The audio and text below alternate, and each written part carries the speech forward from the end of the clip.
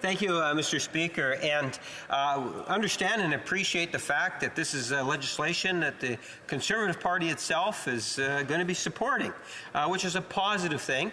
We've heard many different speeches coming from the Conservative Party. Earlier this morning, there was a member that was talking about economic policy and talking in terms of where we should be going as a government. And one of the things that was talked about a great deal was when the now leader of the Conservative Party talked about the importance of cryptocurrency. And in talking about cryptocurrency, he actually encouraged Canadians to invest in cryptocurrency, believing that this was some way to fight inflation.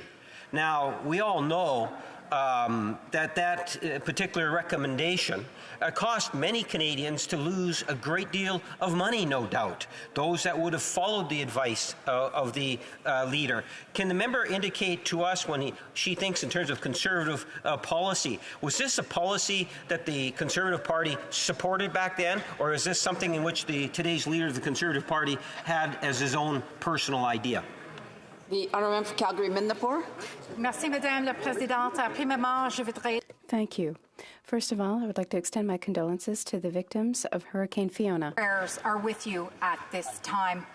Madam Speaker, let's talk about the economy over the last 7 years. We had 8.1% inflation in June, $56.5 billion now with the latest measures from this government in Budget 2022. And let's talk about all of the sectors that this government has destroyed. Most of all, the natural resources sector, and most recently, the fertilizer sector, Madam Speaker.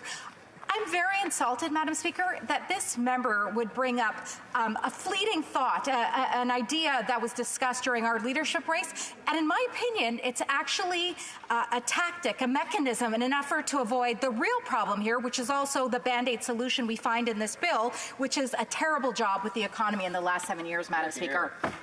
Questions and comments. The honourable member for Courtenay Albany. Well, thank you, Madam Speaker. I want to thank my colleague for her speech. And we're really glad to see the Conservatives finally come on board and support an NDP initiative to get help to Canadians that need help right now. So here we are, doubling the GST tax credit, something that we've been pushing for months.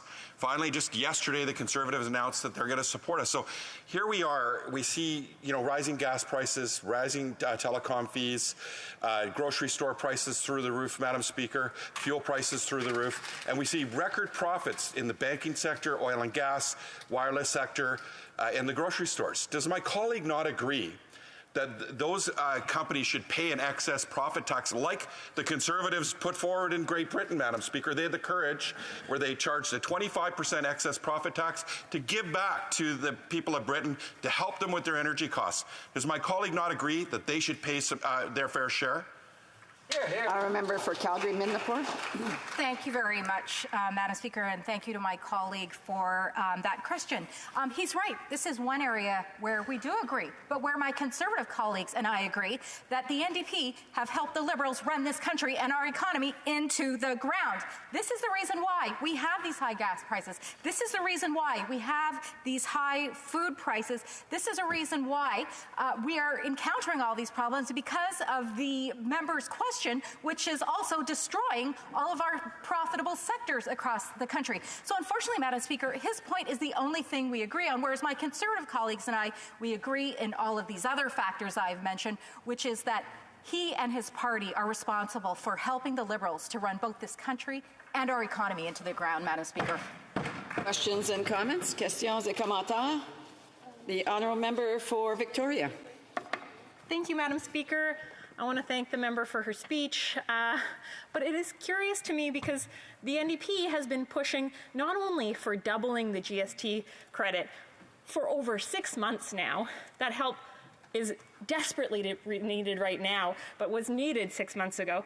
We've been pushing for dental care. We've been pushing for the rental housing benefit. We've been delivering for Canadians. What have the Conservatives been doing other than, bluster and spreading misinformation often? It is difficult to see how the Conservatives can really look themselves in the mirror recently. The honourable member for Calgary-Midnapore. Thank you very much, Madam Speaker. You know, the only thing that this party, the New Democrat Party, has been doing in conjunction with the Liberals is pushing up inflationary spending as a result of agreeing to everything that the Liberal puts in front of them. You know, I said this before, Madam Speaker, and I'll say it again. If the member wanted to see different changes, things that are not currently within these bills, other ideas that she had, she should have done a better job in terms of negotiating with the government when they came to their agreement.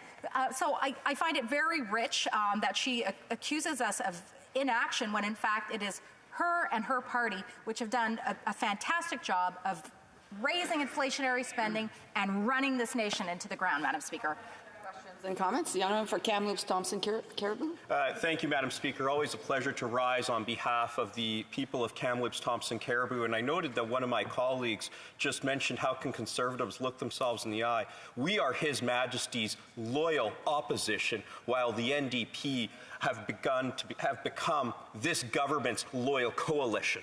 So I ask my colleague this: when we look at the past 3, 4, 5, 6 months about where cost of living has increased and all that, have there been any opportunities where the NDP could have supported what Conservatives are saying and really helped out Canadians? Honourable member for Calgary-Midnapore. Thank you very much to my colleague for that question.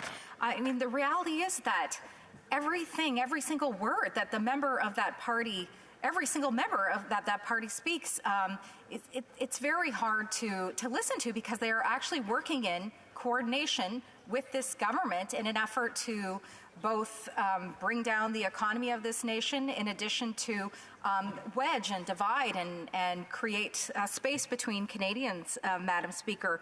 So, you know, I certainly wish that the New Democratic Party would have supported us in many of the different measures, many of the different Opposition Day bills that we have put forward in the past. But good news, they've got an opportunity again later this week. We've got 2 Opposition Day motions coming up, and I really hope that if the member across the way is so eager to work in concert with the Conservative Party, Her Majesty's loyal opposition, as my colleague pointed out, they will take that opportunity. Thank you. They will take that opportunity to do so.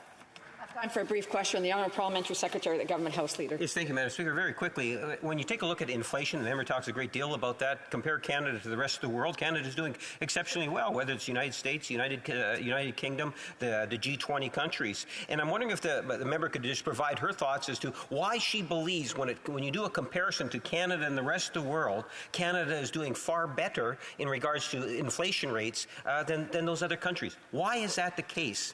Or the other countries? The Honourable Member for Calgary-Midnapore, a brief answer, please.